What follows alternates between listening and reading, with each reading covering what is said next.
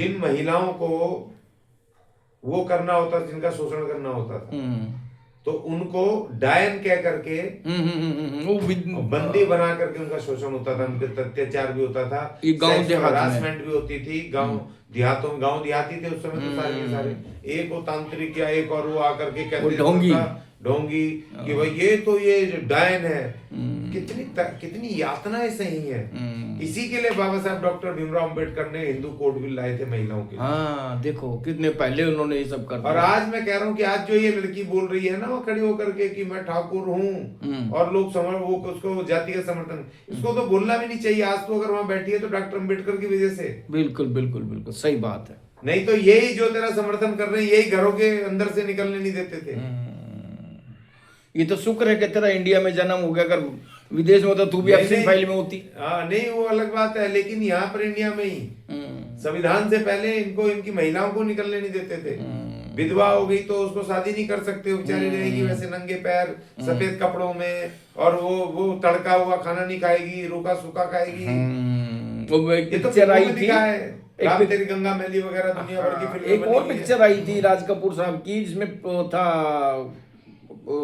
ऋषि कपूर और पद्मिनी कोल्हापुरी की एक पिक्चर है। हाँ, एक वो आई थी प्रेम रोग, उसमें वो गंजी कर देते हैं। हाँ, बाल उतार ये देखो, ये उस समाज का घिनौना चेहरा था।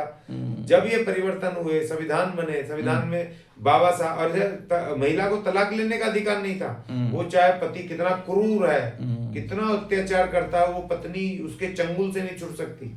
बाबा साहब डॉक्टर अंबेडकर ने ये तलाक का अधिकार दिलवाया महिलाओं को। और हमारी महिलाएं नहीं, जनरल महिलाओं को खास तौर पे।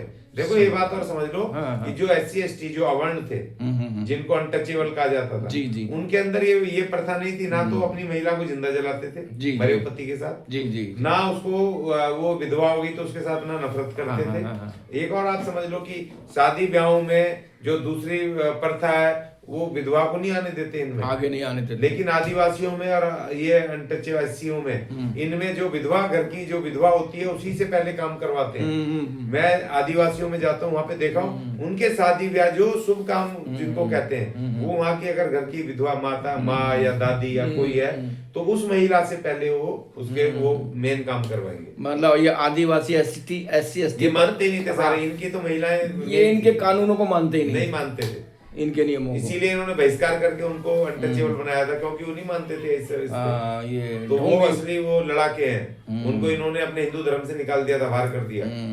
ठीक है ना, तो इसीलिए क्योंकि नहीं मानते थे वो। तो बाबा साहब ने, और दूसरी बात ये की, बाबा साहब ने महिलाओं को इनके कानून के हिसाब से, महिलाओं को जो बाप की, पति की प्रॉपर्टी में हिस्सेदार नहीं हो सकती थी, लेकिन बाबा साहब ने महिलाओं को उसमें प्रॉपर्टी का हिस्सा दिलवाया कि बाप के उसमें भी और पति के उसमें भी महिला का हिस्सा होगा। तो इनको तो बाबा साहब को मानना चाहिए, इनको बोलना चाहिए, हम गर्व से कहें हम इंडियन है, भारतीय हैं। तुम कह रहे हो गर्व से कहो ठाकुर हूं, अरे भाई अगर 26 जनवरी 1950 की ठाकुर बना देंगे तो तेरी क्या दुर्गति हो जाएगी। सही बात है। ये तो मतलब बाबा साहब ने जो महिलाओं को शोषण होने से बचा लिया। यस, जो शोषण होता